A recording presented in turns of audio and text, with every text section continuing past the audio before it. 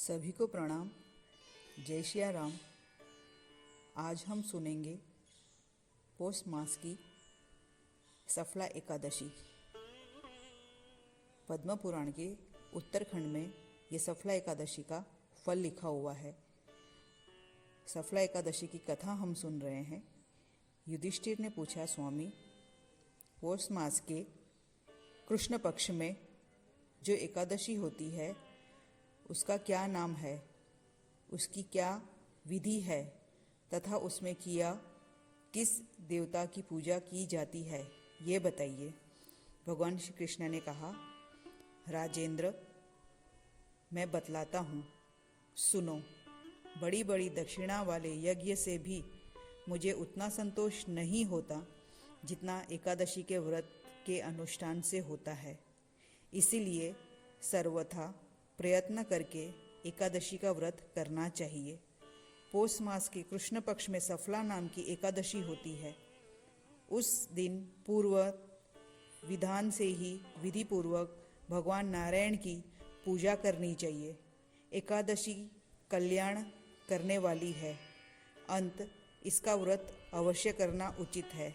जैसे नागों में शेषनाग, पक्षियों में गरुड़, देवताओं में श्री विष्णु तथा मनुष्य में ब्राह्मण श्रेष्ठ है, उसी प्रकार संपूर्ण व्रत में एकादशी तिथि श्रेष्ठ है।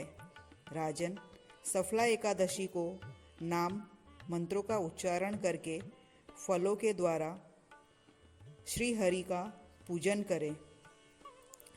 नारियल के फल, सुपारी, बिजोरा, नींबू, जमीरा, नींबू, अनार, सुंदर आंवला, लौंग, बेर तथा विशेष आम के फलों से देव देवेश्वर श्री हरि की पूजा करनी चाहिए।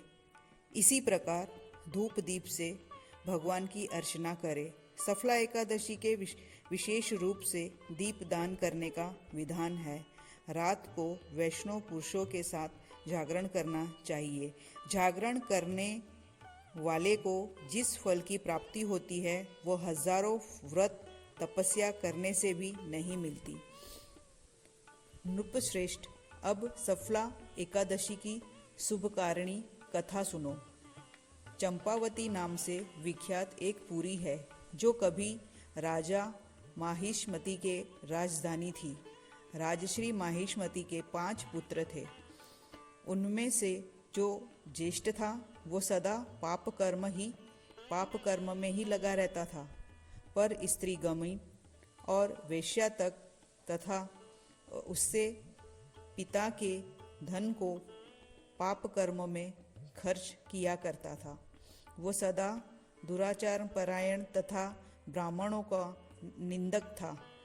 वैष्णव और देवताओं के भी हमेशा निंदा किया करता था।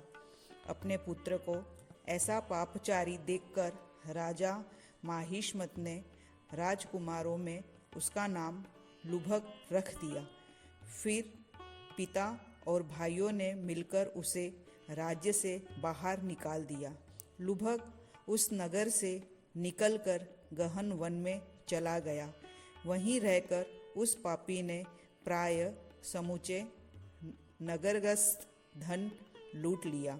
एक दिन जब वो चोरी करने के लिए नगर में आया तो रात में पहरा देने वाले सिपाहियों ने उसे पकड़ लिया, किंतु जब उसने अपने को राजा महिष्मति का पुत्र बतलाया तो सिपाहियों ने उसे छोड़ दिया। फिर वह पापी वन में लौट आया और प्रतिदिन मांस तथा वृक्षों के फल खाकर जीवन निर्वाह करने लगा। उस दुष्ट का विश्राम स्थान पीपल वृक्ष के निकट था। वो बहुत वर्ष का पुराना पीपल का वृक्ष था। उस वन में वो वृक्ष एक महान देवता माना जाता था। पाप बुद्धि लुभग वहीं निवास करता था। इस प्रकार अनायास ही उसने एक व्रत पालन कर लिया। उस समय साहस आकाशवाणी हुई, राजकुमार, तुम सफला एकादशी के प्रसाद से राज्य और पुत्र प्राप्त करोगे। बहुत अच्छा कहकर उसने वह वरदान स्वीकार किया। उसके बाद उसका रूप दिव्य हो गया।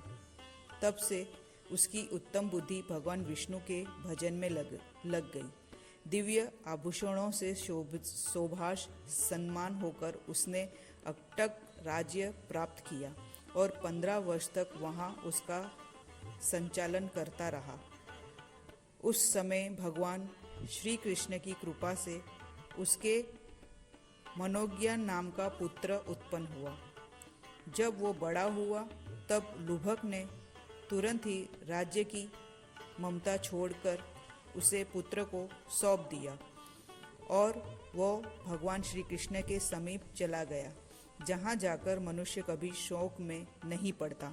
राजन, इस प्रकार जो सफला एकादशी का उत्तम व्रत करता है वो इस लोक में सुख भोग कर मरने के पश्चात मोक्ष प्राप्त करता है। संसार में वे मनुष्य धन्य है जो सफला एकादशी के व्रत में लगे रहते हैं। उन्हीं का जन्म सफल है। महाराज, इसकी महिमा पढ़ने, सुनने तथा उसके अनुसार आचरण करने से मनुष्य राजसूय यज्ञ का फल पाता है। यह थी शुक्ला एकादशी की कथा। सभी को प्रणाम। जय श्री राम।